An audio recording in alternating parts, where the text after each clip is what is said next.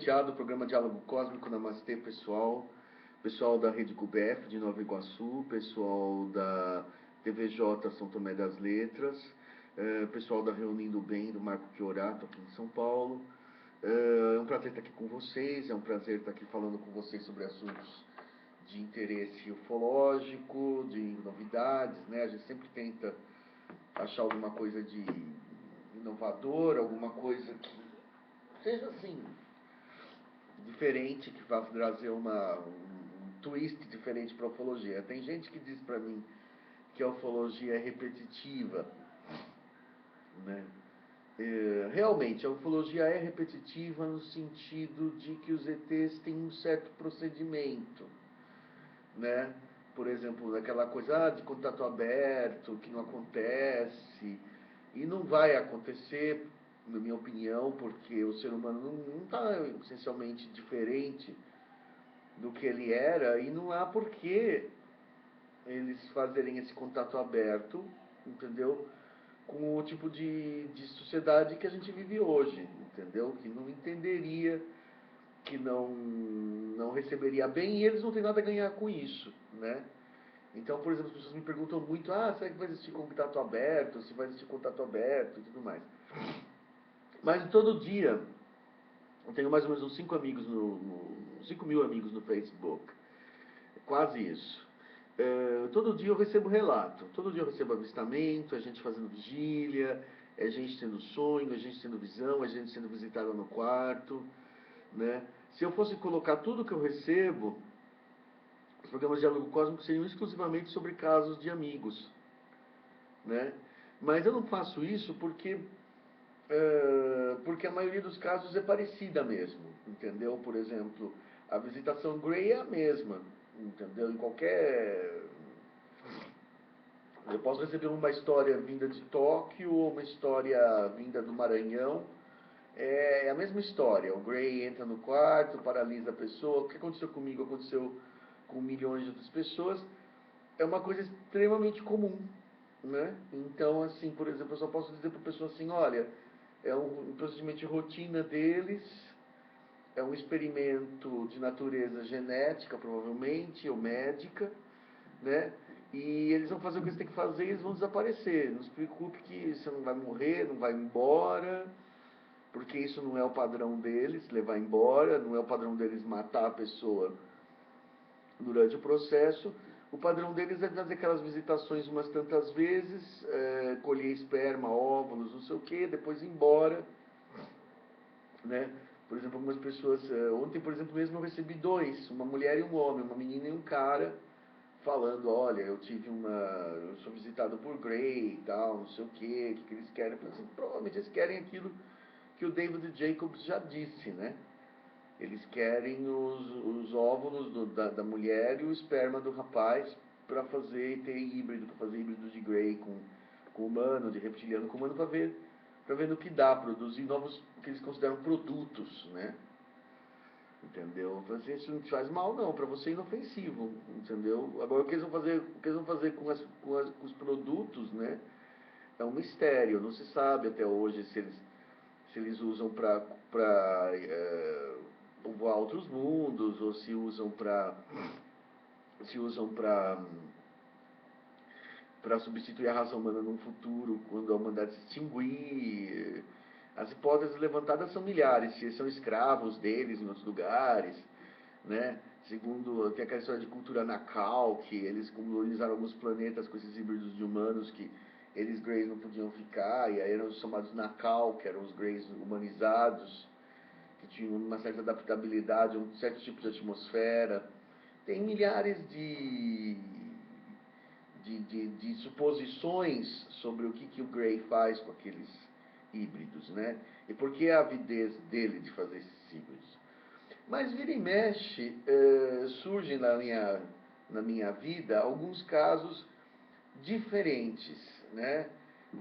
Casos incomuns. E ao contrário do que costumam fazer os ufólogos, geralmente, pelo menos os ufólogos da linha científica, eles costumam descartar o que sai do padrão, né? Porque a ciência ela é baseada no padrão. Então, por exemplo, hidrogênio mais oxigênio da água, da H2O, né? Então, um mais um é dois. Então, por exemplo, geralmente, por exemplo, o David Jacobs foi assim. Ele tentou normatizar a ufologia. Então, ele se focou nos contatos Greys. Então, tudo que não fosse Grey, para ele, não era nada. Se não tivesse... se não tivesse o Grey, ele já descartava. Se aparecesse um nórdico, um Ashtar Sharon, ele já nem pesquisava. Tanto que ele reduziu a ufologia unicamente ao contato Grey. Para ele, Grey era a única raça única raça ET, a única linhagem ET, como prefiram, que contatava o ser humano. E não contatava o ser humano, na verdade. Usava os genes humanos para um fim próprio. Entendeu? Então, por exemplo, para o Jacobs, todo o contato terrestre resumia isso. Né? Existiria uma única raça, os Greys, e a única intenção deles é produzir híbridos. Né? E isso é o máximo vamos dizer, o minimalismo da ufologia, né? Ele jogou fora os nórdicos, os reptilianos, isso aí é doidice, né? E colocou... E até hoje muita gente segue essa linha. Agora, por exemplo, eu não. Por exemplo, eu percebo que realmente existe uma predominância dos Greys, né? Mas existem outros tipos de relatos, né? Divergentes e muito interessantes. Por exemplo, eu vou falar um hoje, né, que eu recebi de um rapaz, ele pediu para não ser identificado, né, do Sul. Eu vou chamar ele de Marcelinho, o Marcelinho. O Marcelinho, ele mora em Floripa, tá? Né? Ele mora no interior de São José, que é uma parte da Grande Floripa, entendeu? Eu não conheço bem, eu conheço Floripa, eu estive lá uma vez, conheço Blumenau, fiz uma palestra lá em Blumenau, na Universidade de Santa Catarina. Aliás, fui muito bem recebido, um povo muito, muito simpático de Santa Catarina. Mas eu não conheço essa cidade. Mas eu sei que ele me mostrou a foto do lugar, a gente teve umas conversas, ele só pediu para não usar o nome. Ele teve umas conversas, ele me mostrou a foto da casa dele. A casa dele falou que era um condomínio. Tipo esses condomínios que a gente tem em São Paulo, Alphaville, essas coisas. E o condomínio dele era meio fora da cidade. Então, por exemplo, tem uma avenida, que é quase uma estrada, e tem um pasto muito grande entre a avenida e a estrada, e uma casa aqui e ali. É quase uma área rural, entendeu? É um condomínio numa área semi-rural, né? Não vou dizer que é uma fazenda, mas eu entendi que era uma coisa assim, uma área de pouca densidade demográfica, né?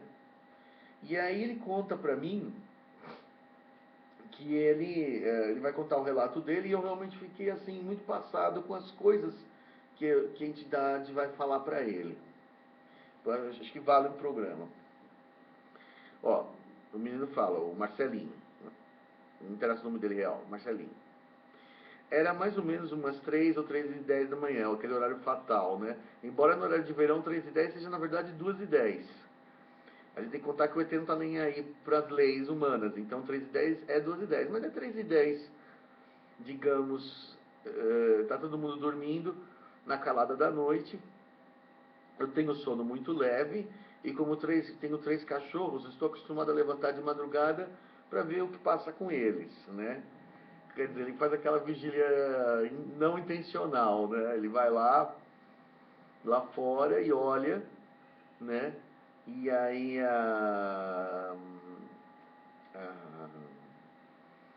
vai lá ver os cachorros. E na noite passada, 13 de janeiro de 2015, minha cachorra me tirou da cama, estava enlouquecida com alguma coisa. Destravei as portas do fundo, acendi a luz da parte de trás do quintal, bem não vi nada de anormal, nem luzes, nem barulhos, e fui até ela. A casinha da cachorra que estava presa perto da cerca estava normal, fiz um carinho nela e quando voltava para dentro de casa, ouvi uma voz vindo do lateral da casa. Quer dizer, Ele não viu UFO, ele não viu nave, ele não viu nada, ele só sentiu o agito do cachorro. É muito comum essa coisa. Eu, quando faço vigília ufológica, por exemplo, tem momentos, sempre tem cachorro em fazenda, né? E eu sempre estou em área de fazenda. E tem aquele momento que a cachorrada começa a latir e vai, entendeu? A gente nunca sabe se aquilo é porque entrou algum bicho estranho na área ou se tem UFO chegando, né? Quer dizer, o cachorro costuma a reagir aos UFOs, aos ETs, mais ou menos como eles reagiriam a um intruso, um lobo-guará, uma cobra, sei lá, entendeu? Reage mal, né? Mas ele estava olhando, ele foi acariciar a cachorra e de repente ele ouviu uma voz, falou assim: não se mexa. E essa voz soou para ele perfeitamente humana. E ele falou assim: não se mexa. E essa voz soou para ele perfeitamente humana. E ele gelou ali. Foi uma coisa tipo alerta: não se mexa, tipo, como se não se mexa tem uma cobra. Não se mexa. Então, eu fiquei perplexo. Como moro em um bairro de classe média alta, onde há poucas residências e o resto são fábricas e empresas, logo pensei ser um marginal querendo invadir minha casa. A única coisa que me lembro de ter dito na hora foi: cara, leva tudo, mas não machuca minha família. Quer dizer, como ele não tinha nenhuma estranheza na voz dele, ele entendeu que era um ladrão, né? Será que era uma voz? Será que era uma telepatia? Às vezes a telepatia... É engraçado, quem já falou com o ET sabe disso. Às vezes a voz do ET soa, você sabe que é uma telepatia, você sabe que é só um pensamento do teu pensamento. E às vezes a voz do ET soa como se fosse uma voz mesmo, que você ouve com o ouvido. É muito gozado isso daí. Então, por exemplo, eu já vi muitas pessoas me falarem também, esse também é muito engraçado, esse tipo de comentário. Eu já vi esse comentário muito engraçado, tipo assim: não, eles não são telepatas, eles falam. Ele falou no meu idioma. Ele falou no idioma, no português, sem sotaque nenhum. Ele se deu o trabalho de estudar português para falar comigo. Mas não é bem assim, entendeu? É que, por exemplo, ele pode mexer no cérebro teu, até no sentido da audição, na região auricular, e produzir um falso som, entendeu? Porque, na verdade, é tudo uma comunicação, é como se fosse uma onda de rádio, né? Será que eles têm um aparelho fonador que traduz a voz, entendeu? Porque esses seres muitas vezes nem verbalizam mais, eles nem são capazes de falar, entendeu? Quanto mais falar no seu idioma. Então eu não ponho uma fé, não que a pessoa esteja mentindo quando ela diz que o ser falou em alto e bom tom. Mas eu sempre tenho a sensação de que ela foi iludida pelo ser, né? É uma das mil tecnologias ETs que burlam a percepção do ser humano. Mas tudo bem. A voz não tinha nenhum som estranho, não havia efeitos eletrônicos, não tinha nada disso, ou qualquer coisa fora do comum. Notei nas palavras um leve sotaque, também que não saberia dizer de onde possa ser, né? Quer dizer, tinha um suave sotaque. Aí o ser começou a falar para ele uma mensagem, entendeu? Essa mensagem realmente me chocou muito. É uma mensagem de cunho apocalíptico, tá? Chegou para esse garoto, Marcelinho. Eles deram para o Marcelinho passar, entendeu? E o Marcelinho não quis passar, entendeu? Por essa razão que eu estou fazendo esse vídeo. Eu estou fazendo esse vídeo porque eu acho que nós temos a obrigação de passar o que o ser falou para o Marcelinho. Seja lá verdade, não é verdade, vamos passar, entendeu? Vamos ver o que... Entendeu? A informação veio por esse garoto, o garoto tá tímido para ir falar disso, então eu estou passando.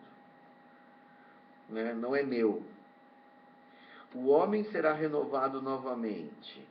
A seleção de raças entre os humanos já começou.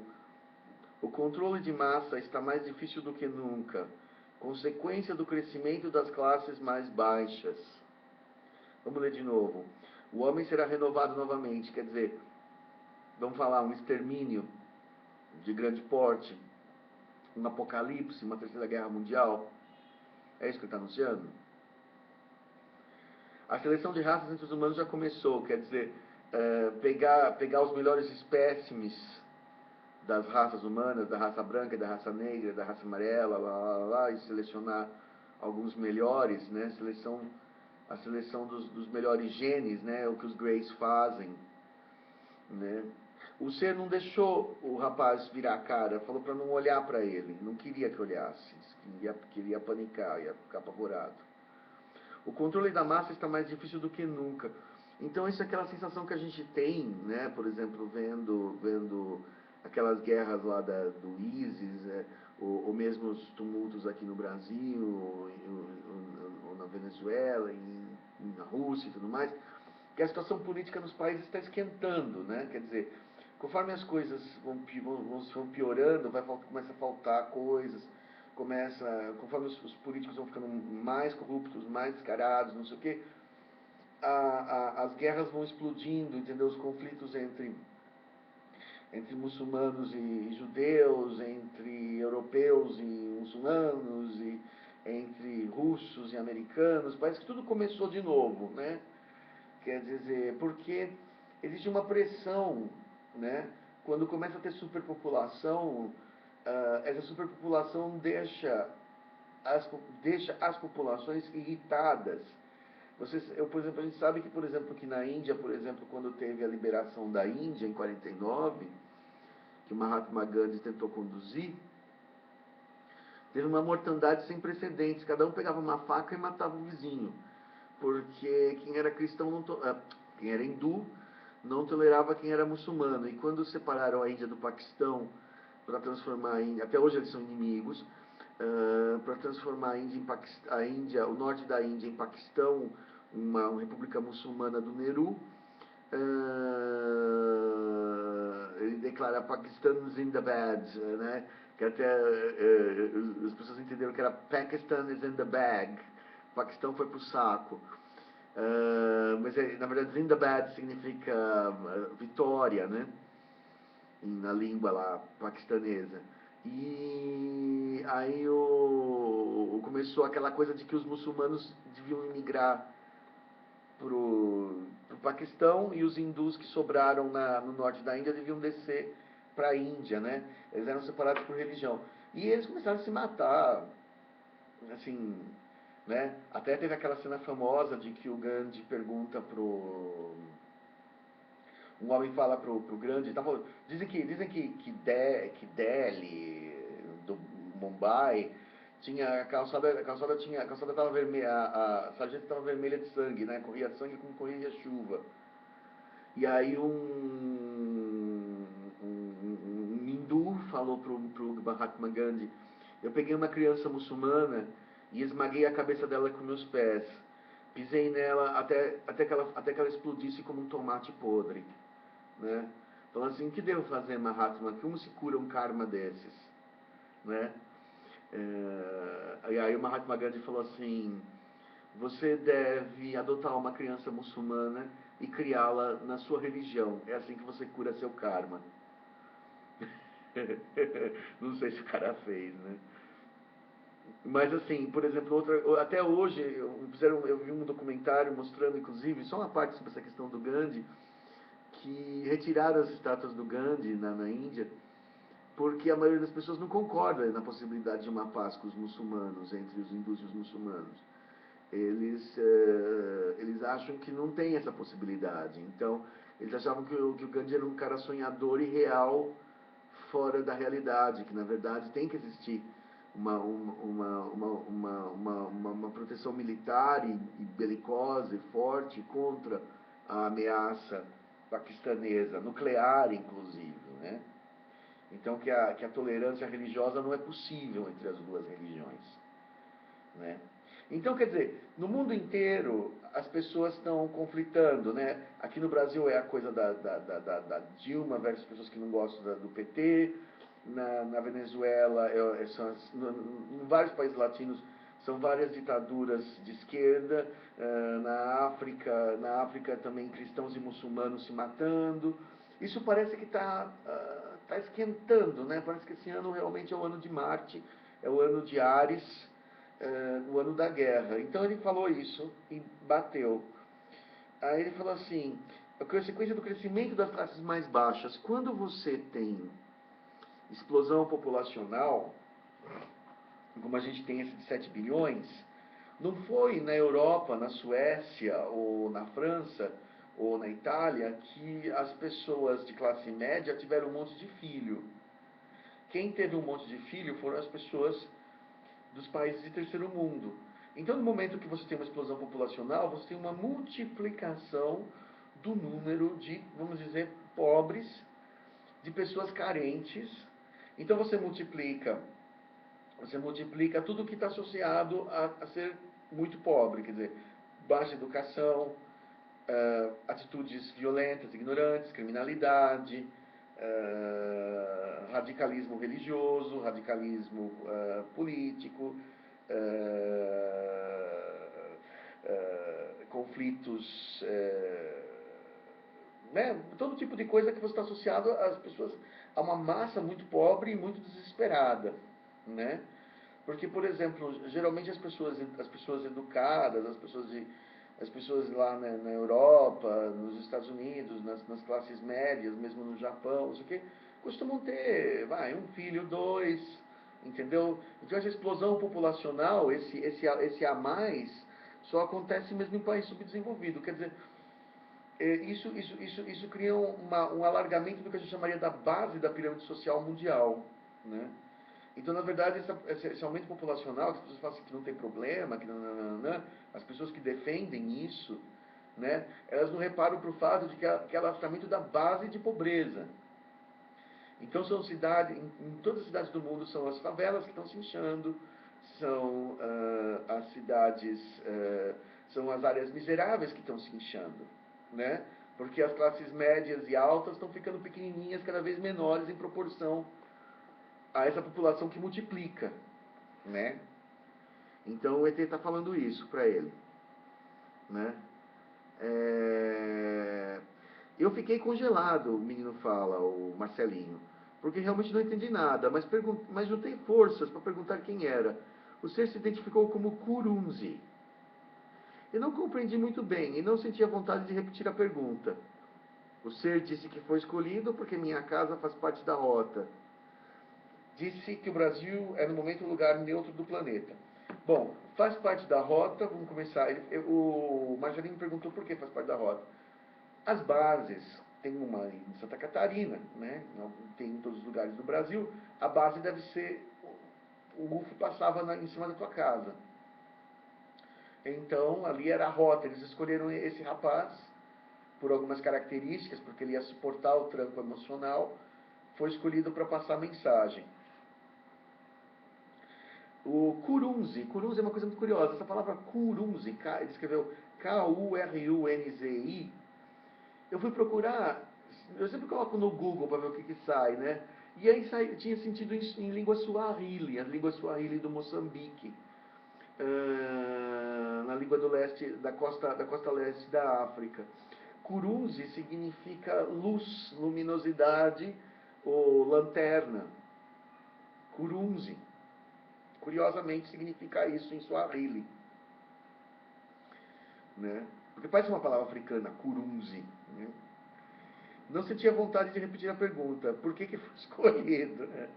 Mas o Brasil, ele disse que o Brasil é um lugar neutro do planeta, de que a liderança brasileira não faz parte do controle mundial, e também falou que os últimos eventos do mês foram pontos de um plano executado pelos outros. Quer dizer, ele está querendo dizer o seguinte, por exemplo, que o que está acontecendo aqui na América Latina, o que parece não é orquestrado, segundo esse ser, pelos Illuminatis,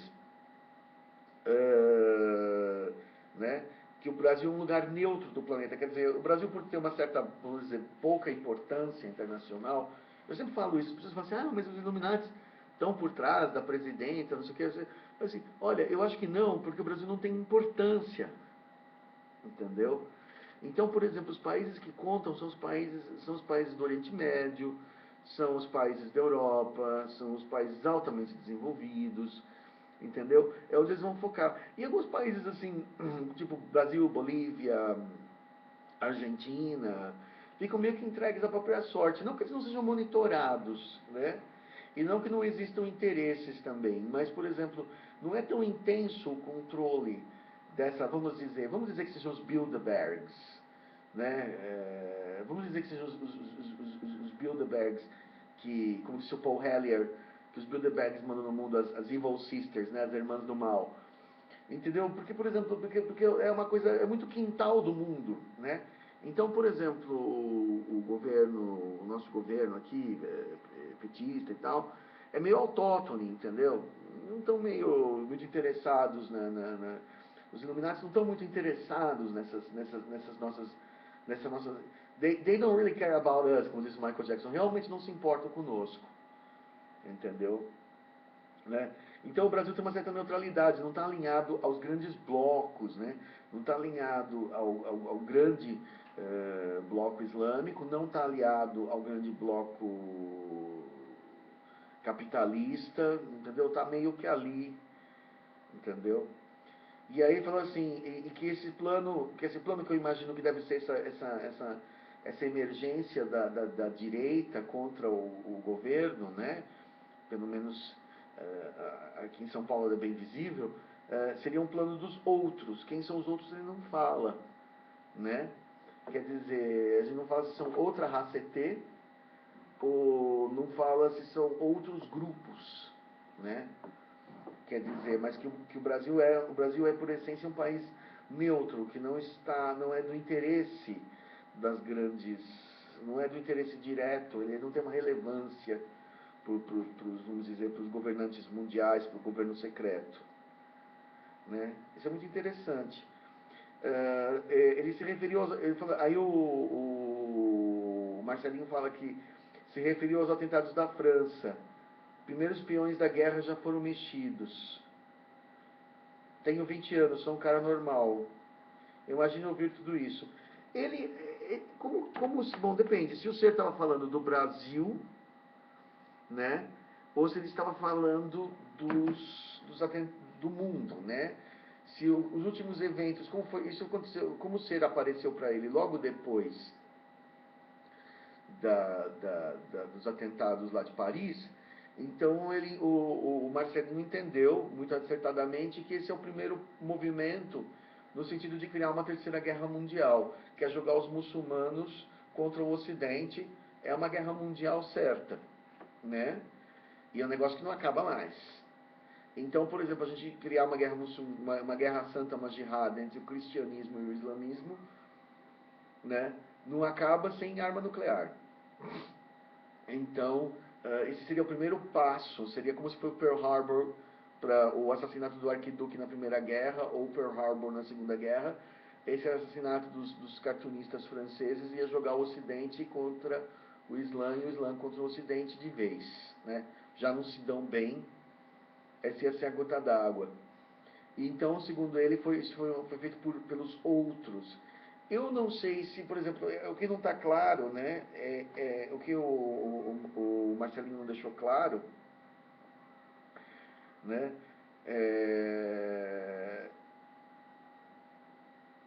o que o Marcelinho deixou claro é que se esse movimento, vou tentar reler, inclusive, é,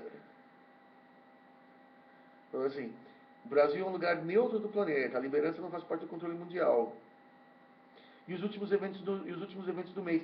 Quer dizer, os últimos eventos do mês no Brasil, né, é uma intolerância crescente ao governo do PT, né? Isso é uma coisa que é observável, né? Agora, os escândalos, pelo menos no sul, sudeste, uma intolerância muito grande. Agora, no caso do mundo, é a coisa árabe, né? O árabe versus o Oriente versus o Ocidente, vamos dizer, né?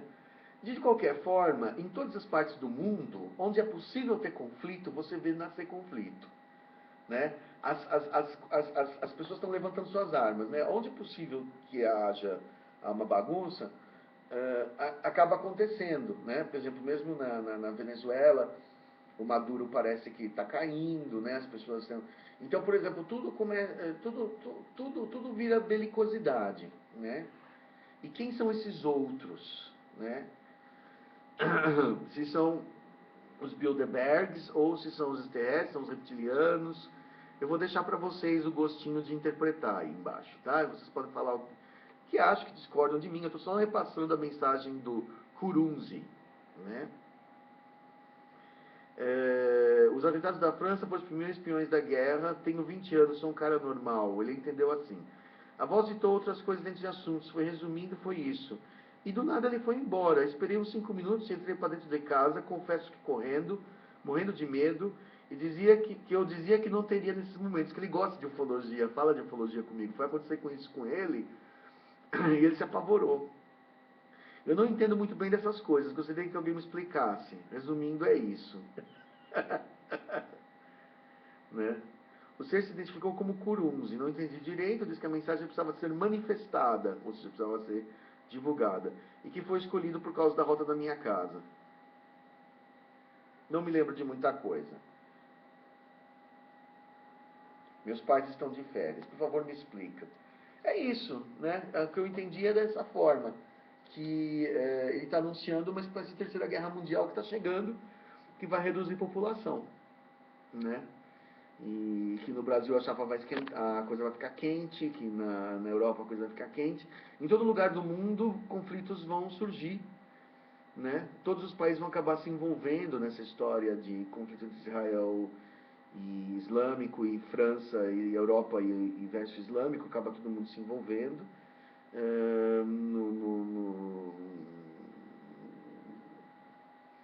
O Brasil tem uma certa neutralidade com relação a isso, então aqui surgiu outro tipo de conflito, né? Mas o objetivo mesmo de tudo isso é diminuir a população, porque tem gente demais no mundo. É isso que o ET disse, basicamente, no meu entender. Tá bom? Aceito opiniões, aceito discordância, com educação, tá? E é isso aí. Chico Penteado, programa Diálogo Cósmico. Namastê.